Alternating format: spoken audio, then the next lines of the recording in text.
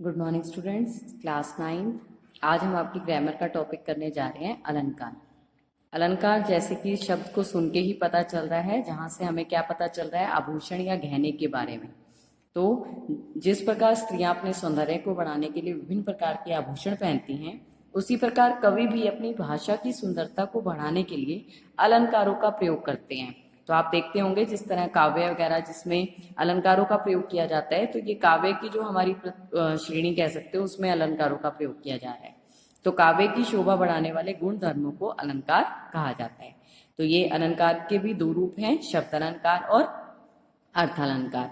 तो आज हम शब्द अलंकार के बारे में और अर्थ अलंकार दोनों के बारे में पढ़ेंगे कि इसमें कौन कौन से जो हैं अलंकार आएंगे। देखिए, शब्द अलंकार के तीन भेद हैं, अनुप्रास, यमक और श्लेष। अनुप्रास अलंकार जब काव्य में एक ही वर्ण की आवृत्ति एक से अधिक बार होती है तो उसे अनुप्रास अलंकार कहते हैं। जैसे वर्ण, जैसे कि हमने अपनी हिंदी वर्णमाला में देखे होंगे, अ, अनार से लेकर ज्ञानी तक ये सारे वर्ण हैं। तो आपको एक ही वाक्य में जब एक ही वर्ण बार बार दिखाई दे तो वो कौन सा अलंकार है? हमारा अनुप्रास अलंकार। देखिए जैसे इसके एग्जाम्पल्स, चारु चंद्र की चंचल किरणें खेल रही हैं जलथल में। चवर्ण की आवर्ती मतलब कि वो बार बार रिपीट हो रहा है। तरनी तनुजा तट तमाल तरुअर बहु छाई, तो इसमें कौन से वर्ण की आवर्ती हो रही है? त। रघुपति राघव राजा राम, र वर्ण की आवर्ती। तो ये कौन सा अलंकार है? हमारा अनुप्रास अलंकार। नेक्स्ट देखिए शब्द यमक अलंकार। जब काव्य में एक ही शब्द एक से अधिक बार प्रयोग में लाया जाए परंतु हर बार उसका अर्थ भिन्न भिन्न हो तो उसे यमक अलंकार कहते हैं। ये ध्यान रख के चलेंगे, यमक अलंकार जहां पर एक ही शब्द एक से अधिक बार, मतलब दोबारा प्रयोग होगा उसका, लेकिन उसका अर्थ जो है उसमें परिवर्तन आ जाएगा। कैसे? तीन बेर खाती थी वे तीन बेर खाती है। अब यहाँ पे बेर जो है वो दो बार प्रयोग हो रहा है उसका, लेकिन दोनों में अर्थ में परिवर्तन है। कैसे? जैसे बेर है, यहाँ पे वो बता रहा है एक फल, और दूसरी जगह जो आ रहा है वो समय का सूचक है। तो यहाँ पे क्या हो गया? उसका अर्थ में जो है वो डिफरेंस है। तो ये क्या है? हमारा यमक अलंकार। श्लेष अलंकार। जब काव्य में कोई शब्द एक बार आए परंतु उसके एक से अधिक अर्थ हो तो वहां श्लेष अलंकार होता है। जैसे शब्द तो एक बार ही आ रहा है लेकिन उसके अर्थ में परिवर्तन हो रहा है, उसका अर्थ जो है वो अलग अलग आ रहे हैं, तो वो कौन सा है अलंकार? श्लेष अलंकार। जैसे पानी गए ना उबरे मोती मानुष चून, यहाँ पे पानी जो है वो भिन्न भिन्न अर्थ में प्रयोग किया जा रहा है, चमक के अर्थ में, इज्जत के अर्थ में और जल के अर्थ में।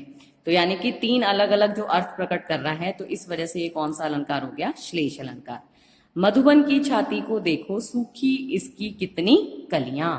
कलियां यौवन आने से पूर्व की दशा, और नेक्स्ट है फूल खिलने से पहले की दशा। अलग अलग अर्थों में प्रयुक्त हो रहा है, तो ये कौन सा अलंकार है? हमारा श्लेष अलंकार। नेक्स्ट, ये अभी हमने किए शब्द अलंकार के, अब हम करेंगे अर्थ अलंकार के। तो अर्थ अलंकार में कौन कौन सा आ रहा है? उपमा, रूपक, उत्प्रेक्षा, अतिशोक्ति, अनयोक्ति और मानवीकरण। तो उपमा अलंकार, जिस काव्य पंक्ति में किसी सामान्य वस्तु को अच्छा बताने के लिए असामान्य वस्तु, जग प्रसिद्ध वस्तु या व्यक्ति से तुलना की जाती है वहां उपमा अलंकार होता है। जैसे पीपर पात सरिस मन डोला। सरिस, जहां पे इस तरह के वर्ड्स मिलेंगे आपको तो आप उसका भी थोड़ा ध्यान रख सकते हैं कि ये कौन से में जाएगा? उपमा।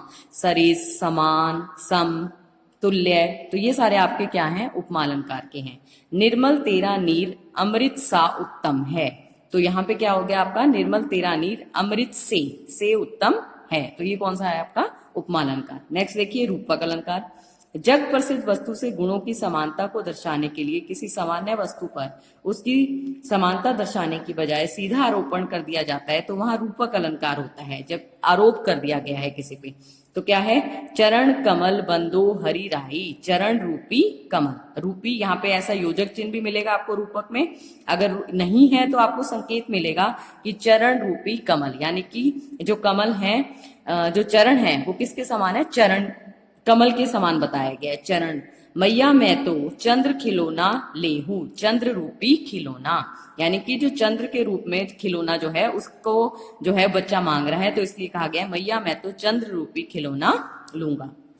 तो ये हमारा किसका है? उदाहरण रूपक अलंकार का। नेक्स्ट देखिए उत्प्रेक्षा अलंकार। जब उपमेय उपमान में गुण धर्म की समानता के कारण उपमेय उपमान की संभावना कर ली जाती है तो वहां उत्प्रेक्षा अलंकार होता है।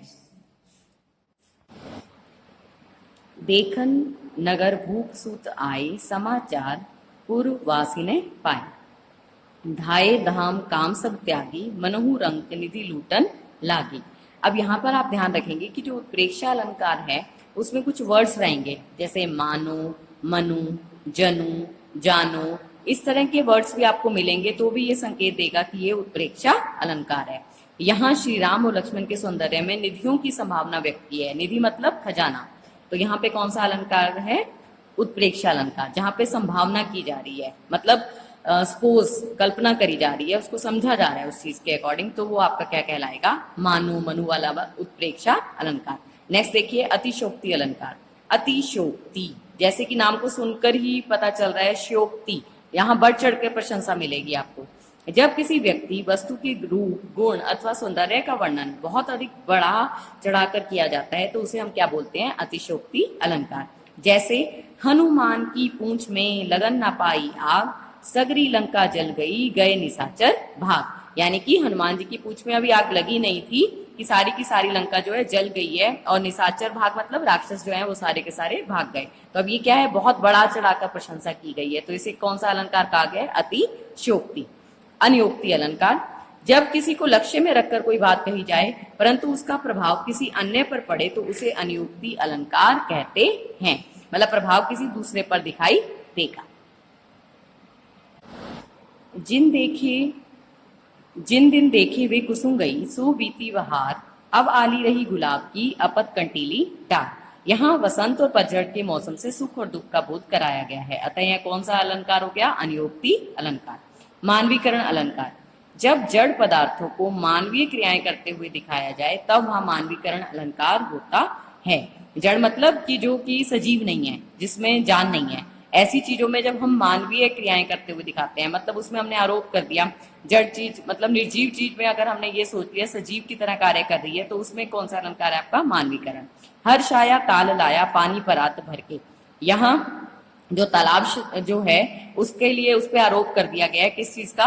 कि पानी लाने जैसी मानवीय क्रिया करता हुआ दिखाई दे रहा है, मतलब उसको समझा जा रहा है, कल्पना की जा रही है कि जैसे कि ऐसा लग रहा है तालाब जो है वो परात पानी भर के लाया हो स्वागत करने के लिए। तो यहाँ पे क्या है? आरोप किया गया है, तो ये कौन सा अलंकार है हमारा? मानवीकरण अलंकार।